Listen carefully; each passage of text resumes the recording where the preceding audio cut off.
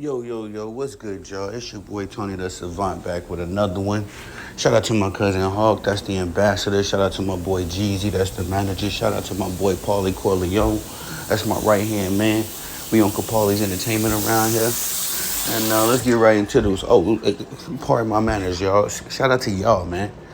You know what I'm saying? For pulling up to the video. Good morning, good afternoon, good evening. Could have been anywhere in the world, but you're here with your boy, and I greatly appreciate that.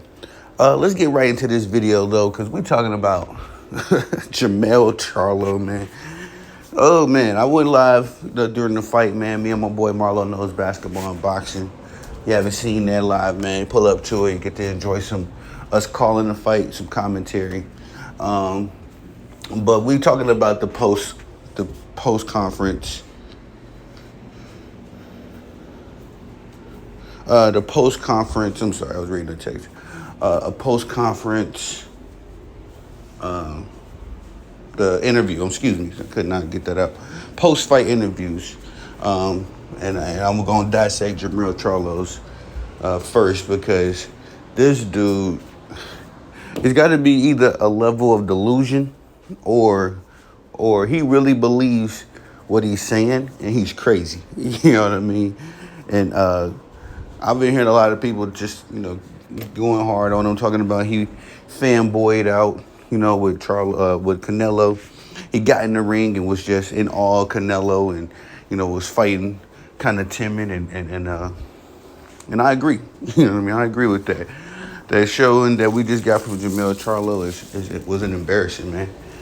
And you see the title of the video, he got paid and we got played, y'all. That's the only way to say it. I didn't want to say it at first, because when me and Marlo was calling the fight, I was like, man, it takes a lot of guts to get in that ring, to get in that square circle and put your life on the line and do what these brothers do. They warriors, you know what I'm saying? But at the end of the day, as a fan, shout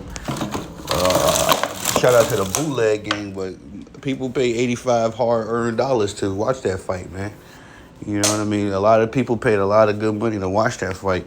And I feel sorry. I'm an avid boxer fan, die hard, but I really feel bad for the boxing fans that are, just pretty much pay for any boxing match or just watch any boxing, because that's how loyal they are to the sport. Because you got robbed, man. No mask, no weapon. Jermell Charlo robbed us. And then his post-fight interview, he actually said some very delusional things.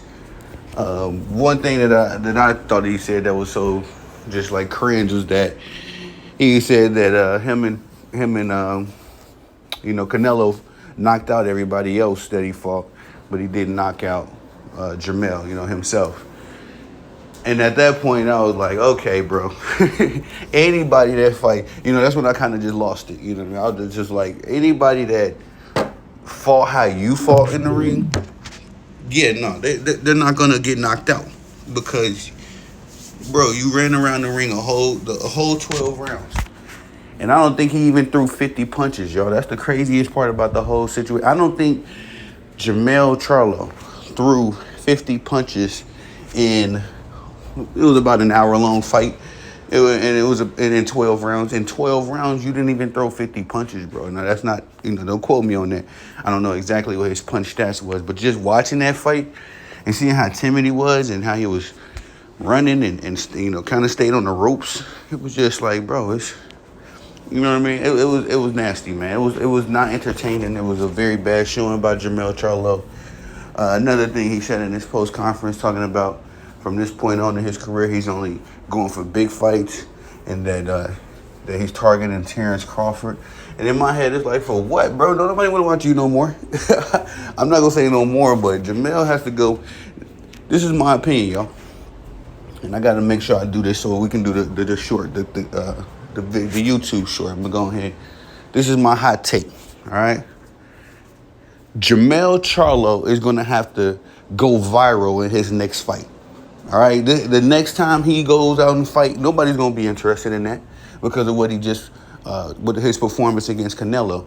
Nobody's going to be interested in a Jermell Charlo fight for maybe a long time, if at all. But the only way we going to ever garnish some interest in the Jermell Charlo fight again, y'all, and this is my hot take. It may not be, It is what it is.